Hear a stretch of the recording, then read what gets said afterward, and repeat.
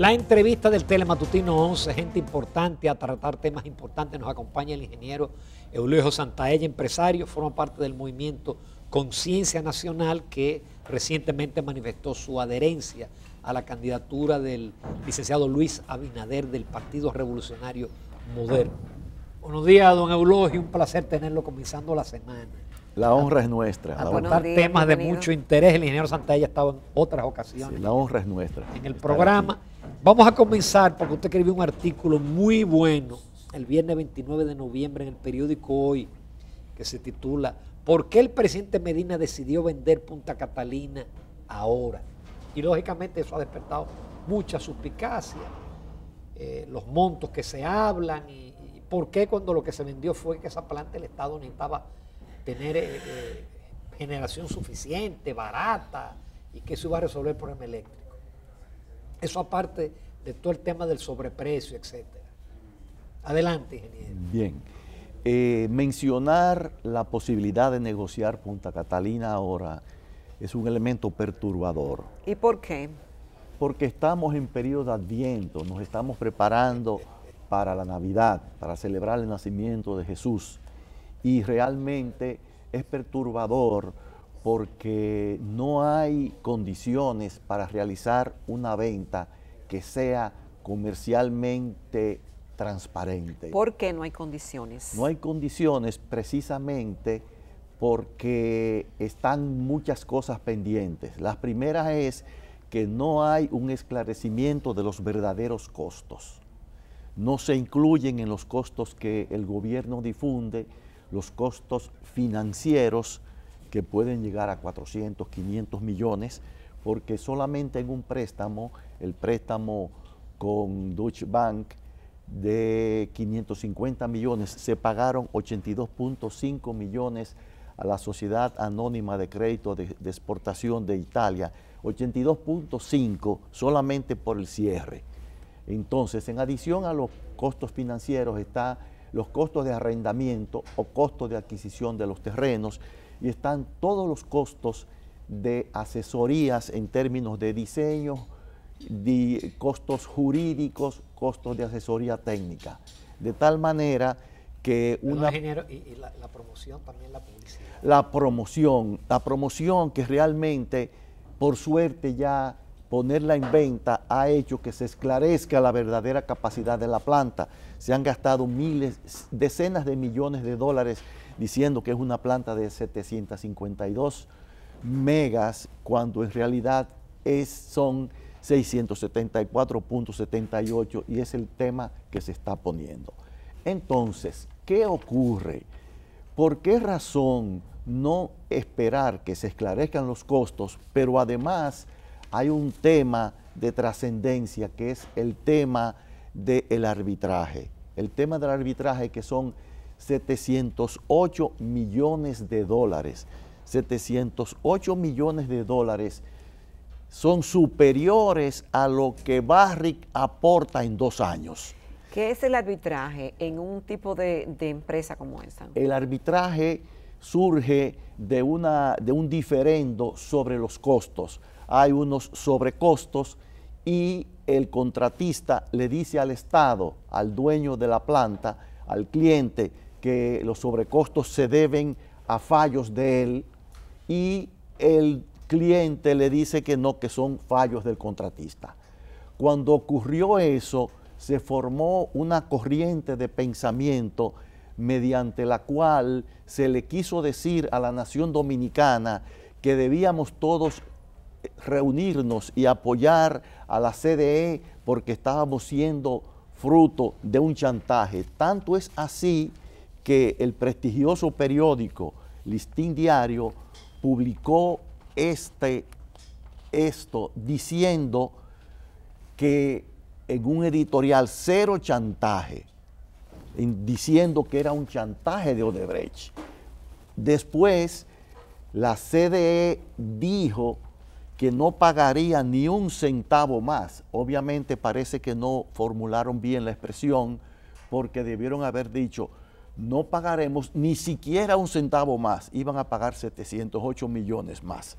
Porque vamos a perder el arbitraje. Bueno, el arbitraje está pendiente de fallo y el Estado quiere que correr el riesgo de que si se pierde lo asume él. Eso es realmente una decisión que pudiera consagrarse el día que se consagrase eso como un día de infamia para la nación. Ok, ¿y cómo se debió proceder? ¿Y cuáles son los errores que a su entender se han cometido? El primer error que se cometió fue el Estado asumir esa planta y haber descartado todo el proyecto que ya estaba encaminado para que se comprasen energía equivalente a 1000 megas o 1500 megas, una licitación que estaba muy avanzada. Es decir, en su opinión, eso no debió ni siquiera comenzar. Eso no debió existir. Y es el primer proyecto estatal que se plantea después de la ley de la capitalización. Primera cosa. Segundo, ¿cómo es posible que se firma un contrato de precio abierto? No fue un proyecto de contratado con Odebrecht de precio fijo, sino que estableció una cláusula, reclamos del contratista.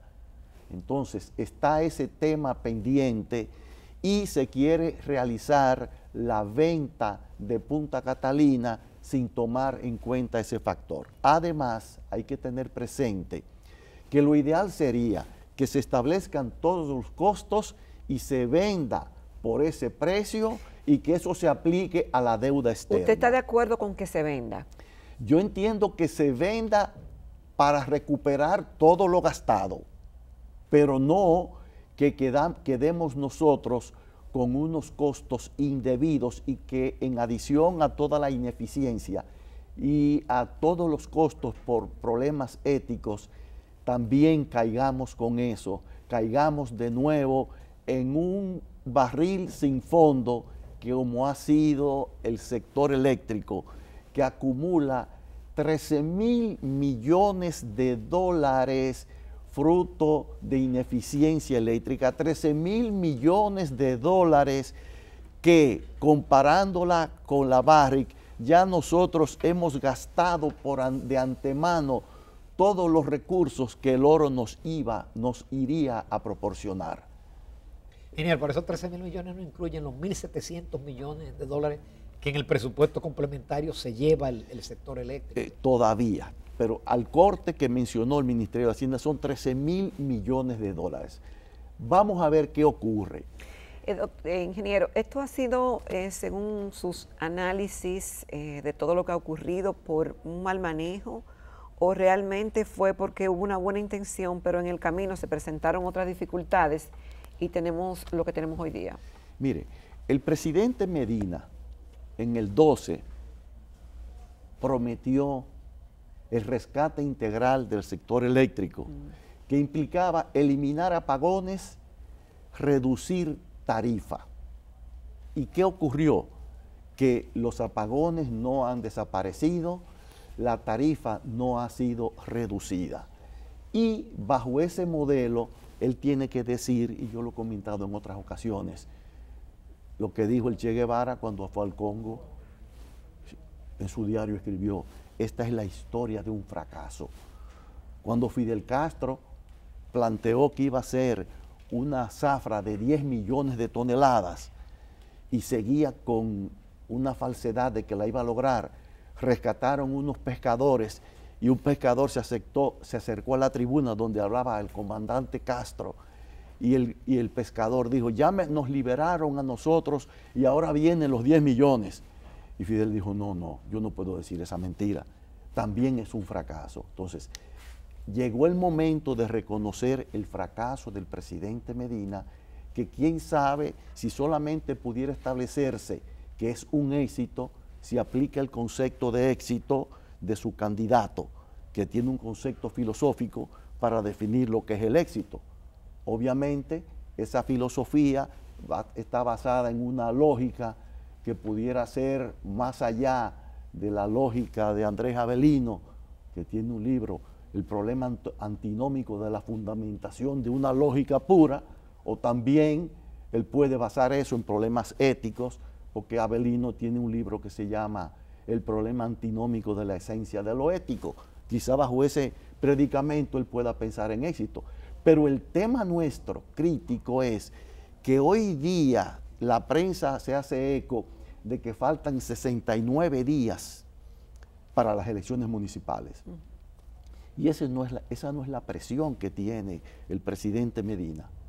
El presidente Medina tiene la presión que se cumple un plazo en 80 días. En 80 días tiene que hacer su rendición de cuentas, su última rendición de cuentas después de 8 años de gobierno.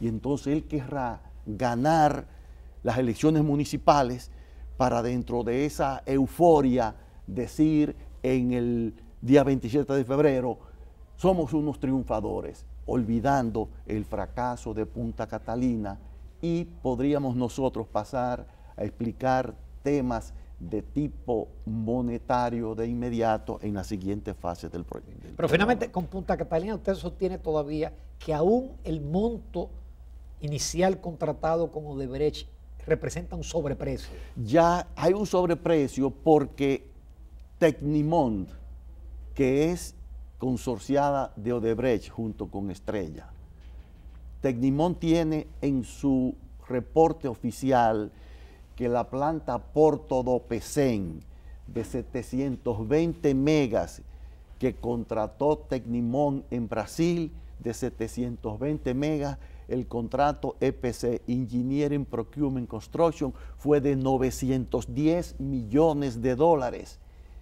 Y nosotros hemos vivido en una situación de tantos elementos que no son verdaderos, que cuando FTI preparó el informe para la comisión, puso que esa planta, la misma Tecnimont, que reportó Tecnimont 910 millones de dólares, FTI puso que esa planta había costado 2.210 millones para aparentar que Punta Catalina era una planta de precio competitivo. El presidente Medina, en el año 2017, tan pronto surgió el escándalo mundial de Odebrecht, el 27 de febrero del año 2017, dijo que Punta Catalina se iba a terminar bajo el costo contratado y dentro del tiempo acordado.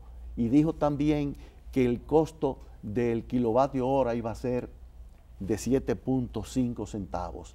Nada de eso se ocurrió.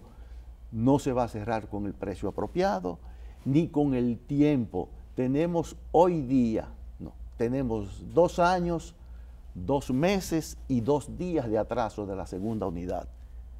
Y debimos haber cobrado 194.5 millones de dólares por penalidad de atraso. Eso no se ha cobrado.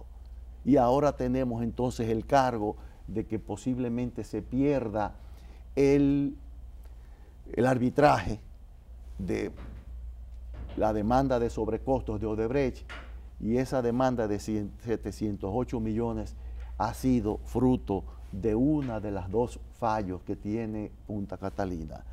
Primero fallos éticos y luego fallos técnicos. Vamos a una breve pausa, ingeniero Eulogio Santaella. Volvemos en unos minutos con otros temas importantes, diferentes ya a Punta Catalina.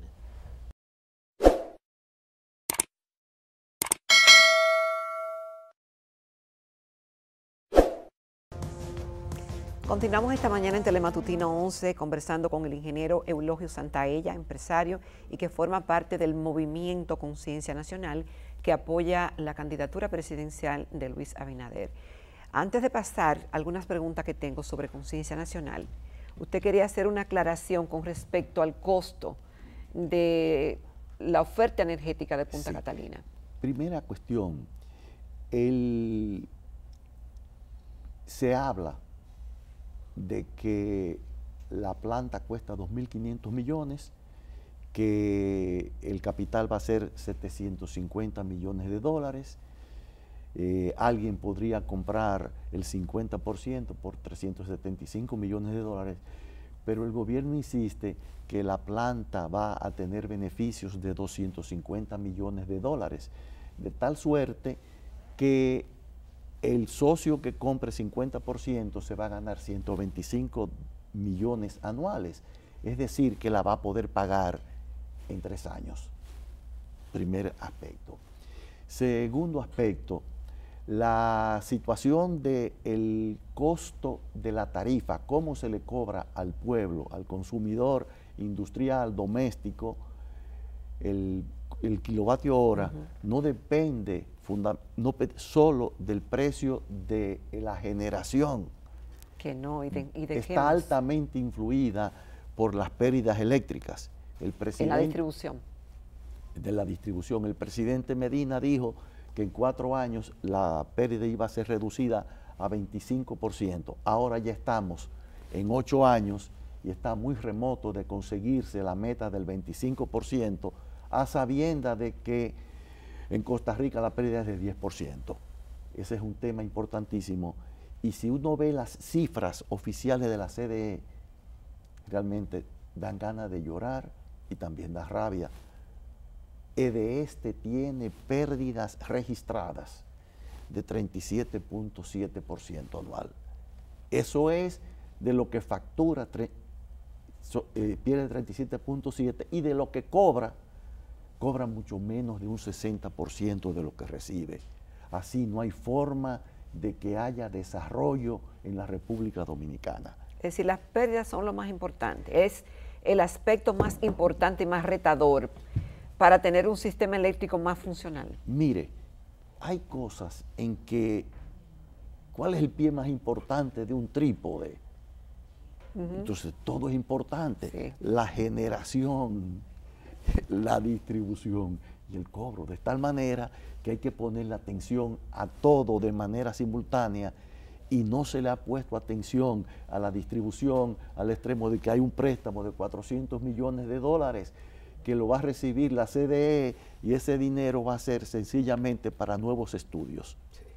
Yo creo que con esto dejamos cubierto este tema de Punta Catalina, en que no podemos ahora venderla en medio de un proceso electoral y dejando atrás unos valores de 708 millones, que es la amenaza que tenemos de perder el arbitraje por los sobrecostos. Ingeniero, ¿qué es Conciencia Nacional? ¿Y qué le anima a participar en ese movimiento que tiene un nombre muy bonito, pero finalmente ustedes están apoyando a un candidato presidencial? Conciencia Nacional tiene desde el principio el propósito de unir todos los sectores nacionales. ¿Cuándo es el principio? ¿Cuándo fue el principio? En agosto del año 2018. Okay. El propósito de formar un frente unitario para ganar las elecciones y terminar con el régimen de partido único que nos ha sojuzgado y que no ha resuelto ninguno de los problemas nacionales. Precisamente en el día de hoy, uno de los periódicos nacionales, el periódico Hoy, dice de que tenemos un déficit de 72 millones de galones diarios en agua.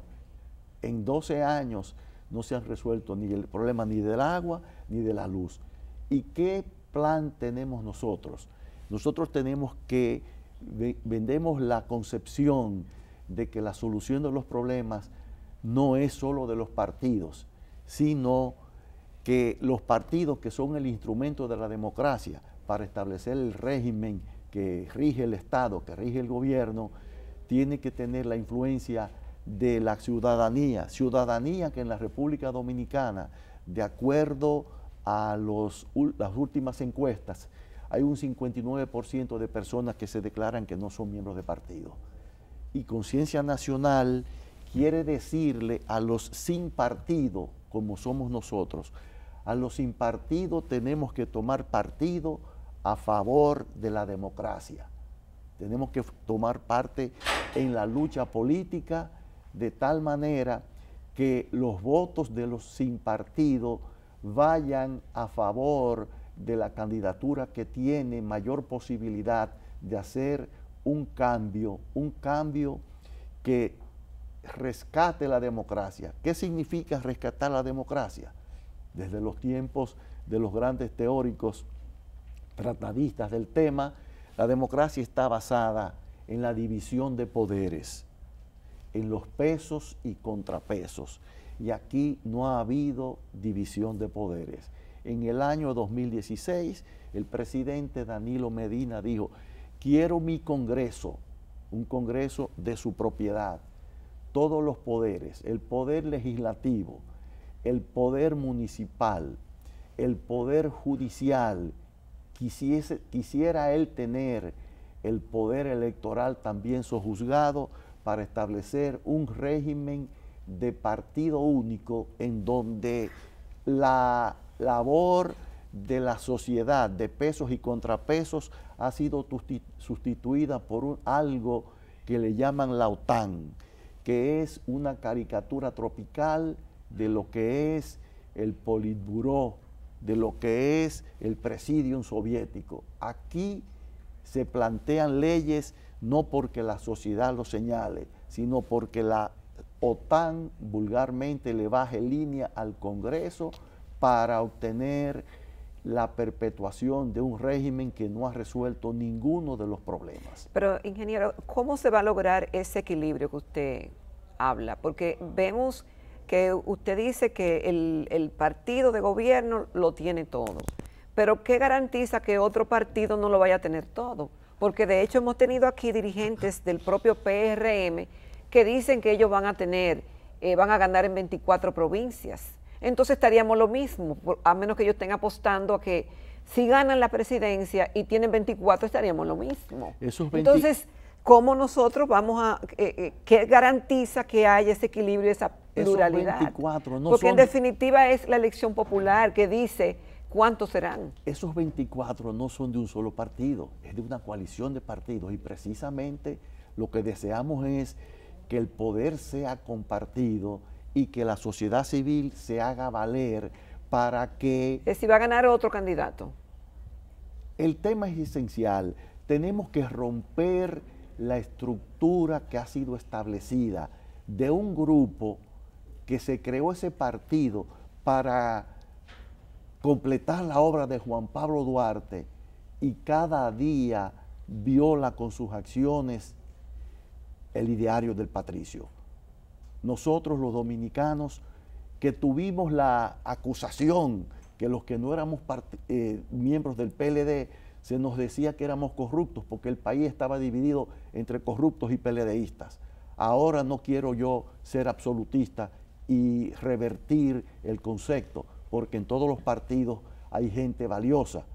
Y el tema es que nosotros no podemos vivir con una angustia de que los que van a venir también van a ser malos. No, nosotros lo que tenemos que hacer es, desde el primer momento, no dejarnos adormecer como nos dejamos adormecer del PLD y exigirle cada día a cada gobernante y a cada autoridad el cumplimiento de las normas que establecidas en la Constitución. Ingeniero, en el segmento anterior usted mencionó marginalmente que trataría un tema monetario. El tema monetario es fundamental. Si hemos tomado préstamos para comprar a Punta Catalina, cuando la vendamos no es para despilfarrar el dinero que produjese esa suma, sino para reducir la deuda externa. Para pagar los préstamos. Para pagar las deudas que hemos nosotros asumido como consecuencia de ese adefesio económico, técnico y ejecutado sin transparencia. Pero usted no descarta entonces que se venda. Yo no, tengo que decir, en una época yo fui funcionario público y en 2 años desarrollé proyectos de alianza público-privada que son orgullo nacional. Nosotros concebimos el proyecto Cítricos Dominicanos de asociación del Consejo Estatal del Azúcar con el Grupo Rica y en función de ese esfuerzo, junto al proyecto Cítrico del Este, desarrollado junto a la familia Barceló, Santoni, Jacín, por eso habíamos tenido naranja para el país entero, para consumir localmente y para exportar.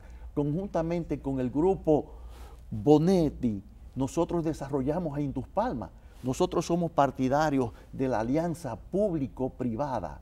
Nosotros entendemos que el Estado no tiene la vocación administrativa para manejar los proyectos con eficiencia. De tal manera, nosotros creemos que se debe vender por encima de todo la totalidad, o tal vez una parte. Pero yo lo que digo es, ¿cuándo? Ahora no, en medio de un proceso electoral. ¿Y cómo y en cuánto? ¿Por qué? Porque ahora mismo el que firmó el contrato de adquisición de Punta Catalina fueron las EDES y están transfiriendo los activos de Punta Catalina a la CDE para que la CDE venda.